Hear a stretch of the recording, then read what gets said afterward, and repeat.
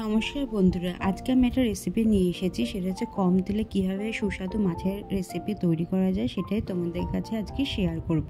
চলো তাহলে রান্নাটা শুরু করা যাক।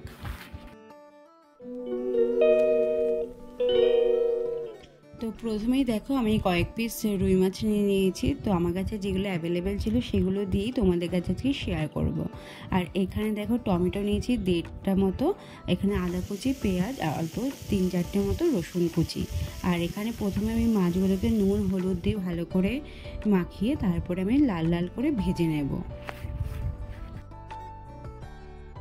তারপরে আলুগুলোকে লম্বা লম্বা করে কেটে সেগুলোকে আমি নুন হলুদ দিয়ে ভালো করে ভেজে নেব।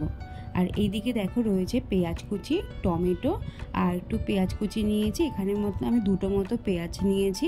আর এখানে রয়েছে আদা রসুন লঙ্কা টমেটোর একটা পেস্ট।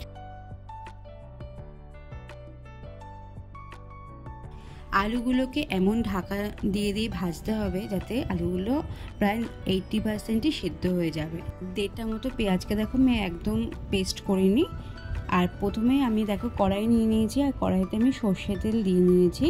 এই রান্নাটা সর্ষে তেলে করতে হবে, আর তোমরা রিফাইন তেলে ইউজ করতে পারো।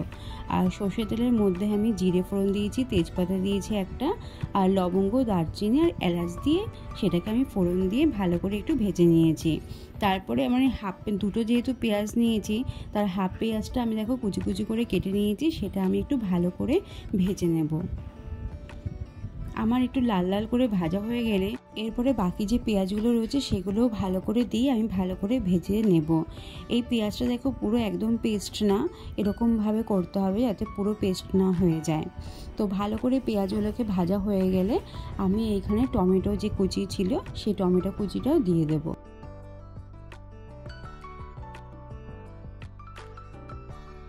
টমেটোটা একটু নরম হয়ে গেলে তারপর আমি আদা রসুন টমেটো আর লঙ্কার যে পেস্ট রয়েছে সেটা আমি দিয়ে ভালো করে একটু মশলাটা কষিয়ে নেব।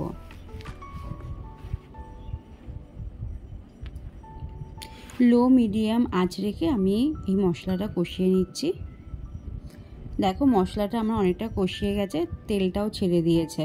এরপরে যে গুঁড়ো গুঁড়ো মশলা রয়েছে সেগুলো এক এক করে দিয়ে দেবো। নুন হলুদ কাশ্মীরি লঙ্কা গুঁড়ো জিরে গুঁড়ো ধনে গুঁড়ো অল্প একটু চিনি, সেগুলো সব দিয়ে আমি ভালো করে নেড়ে চেড়ে নেব।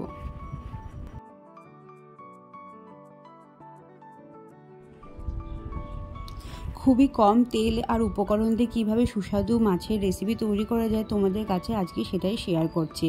তো দেখো তারপরে আমি অল্প একটু গরম জল দিয়েছি, দিয়ে ভালো করে মশলাটাকে এবার কষিয়ে নেব। মশলাটা ভালো করে কষানো হয়ে গেলে তারপরে যে আলুগুলো রয়েছে সেই আলুগুলো এরপরে দিয়ে ভালো করে কষিয়ে নিতে হবে। আলুর সাথে মশলাটা ভালো করে কষিয়ে তারপরে পরিমাণ মতো জল দিতে হবে। গরম জল এখানে ইউজ করতে হবে, কারণ গরম জল দিলে রান্নার স্বাদটা আরও বেড়ে যায়। দেখো ঝোলটা আমার ফুটতে শুরু করে দিয়েছে, আমি এবার ঢাকনা দিয়ে ঢেকে দেব।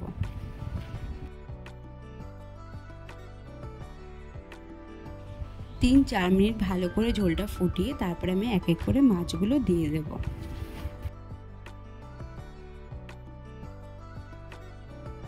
তোমরা তোমাদের পছন্দ মতো ঝোলটা রাখবে।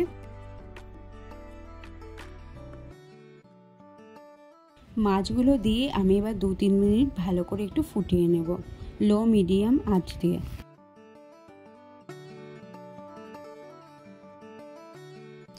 এরপরে আমি 2 মিনিট মতো ঝোলটাকে একটু ফুটিয়ে ঢাকনা দিয়ে ঢেকে দেবো। তো দেখো আমার মাছের কালিয়া তৈরি হয়ে গেছে। তো একটু গরম মশলা দিয়ে আমি 2 মিনিট মতো রেস্টে রেখে দেবো। তো আজকের ভিডিওটা তোমাদের কেমন লাগলো অবশ্যই জানিও। কম তেল মশলা দিয়ে কিভাবে সুন্দর একটা রেসিপি তৈরি করা যায় সেটাই তোমাদের কাছে শেয়ার করলাম। আজকের মতো ভিডিওটা এখানেই শেষ করলাম। নতুন ভিডিও নিয়ে আবার চলে আসবো। সবাই ভালো থেকো, টাটা।